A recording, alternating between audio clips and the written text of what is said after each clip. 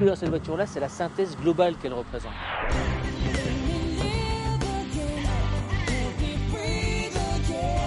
Pour arriver à cette alchimie, on a travaillé un peu tout l'ensemble de la voiture. On a déjà abaissé un petit peu le centre de gravité pour que la voiture soit pas pataude. On a travaillé sur le train avant, sur les angles du train avant, sur toute la partie châssis du train avant, pour avoir un train avant plus incisif, plus précis, plus direct.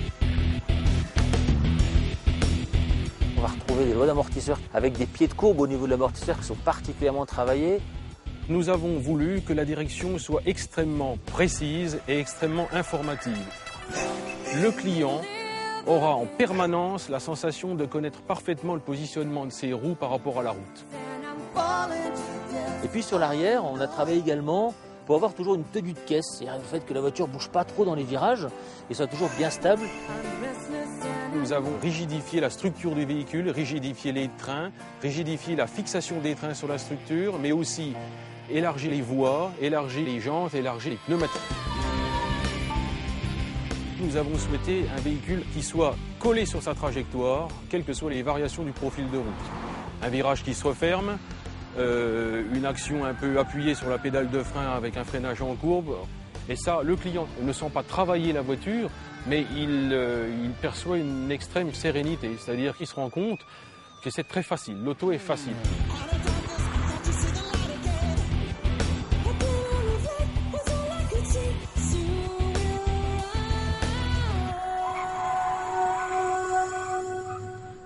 Le freinage de la voiture, on l'a voulu avec du mordant. C'est-à-dire qu'on n'appuie pas fort sur la pédale, un tout petit effort, et on sent les plaquettes qui mordent le disque et qui commencent à arrêter la voiture.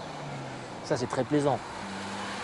En même temps, l'efficacité du freinage a été augmentée, les distances d'arrêt ont été réduites. Nous avons gagné de 2 à 3 mètres sur la distance d'arrêt-freinage 130 à 0 km/h.